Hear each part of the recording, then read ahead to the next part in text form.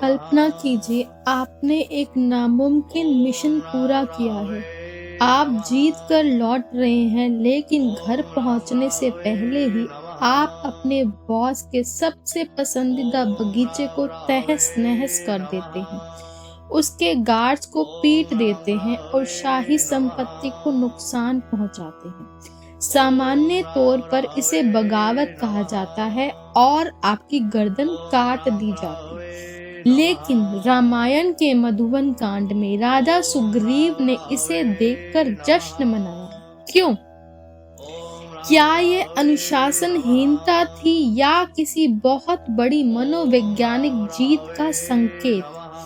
आज तर्क और तथ्य के साथ हम वाल्मीकि रामायण और रामचरितमानस के पन्नों को पलटेंगे और जानेंगे कि कैसे एक उजाड़ा हुआ बगीचा श्री राम की जीत की पहली गवाही बना। स्वागत है आपका अपने चैनल सनातन के प्रचार में।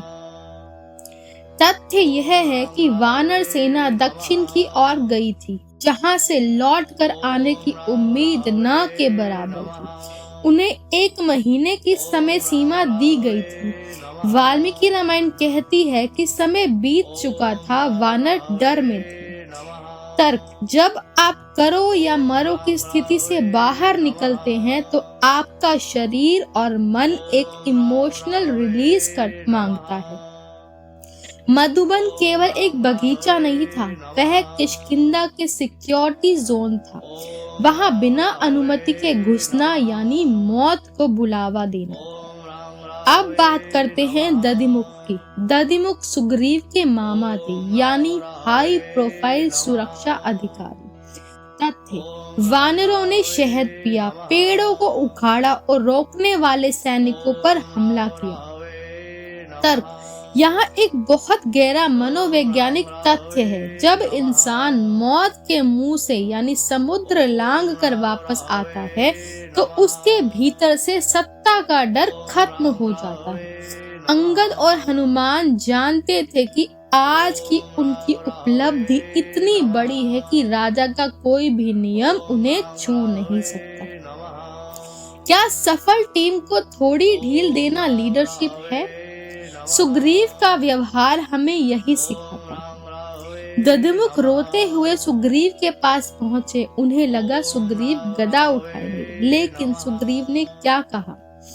वाल्मीकि रामायण का श्लोक, नियतम दृष्टा वैदेही, अर्थात निश्चित ही सीता देख ली गई है। मेरा बगीचा सुरक्षित है, मेरे सैनिक अनुशासित हैं। अगर आज अनुशासन टूटा है तो इसका मतलब है कि खुशी डर से बड़ी हो गई है। एक सफल लीडर वही है जो अपने कर्मचारियों के विद्रोह में भी उनकी सफलता के संकेत को पढ़ ले। सुग्रीव ने स्थिति को क्राइसिस की तरह नहीं बल्कि कंफर्मेशन की तरह देखा।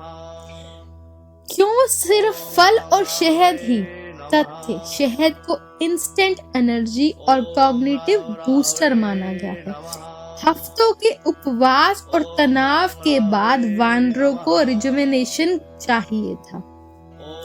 मधुबन का उजाड़ना पुराने डर का अंत और नए आत्मविश्वास का उदय था। रामचरितमानस में तुलसीदास जी कहते हैं, तात रसो पिबु पुत्रो रस पियो। यह रस केवल शहद नहीं था, यह विजय का रस था। तो मधुबन कांड हमें क्या सिखाता है?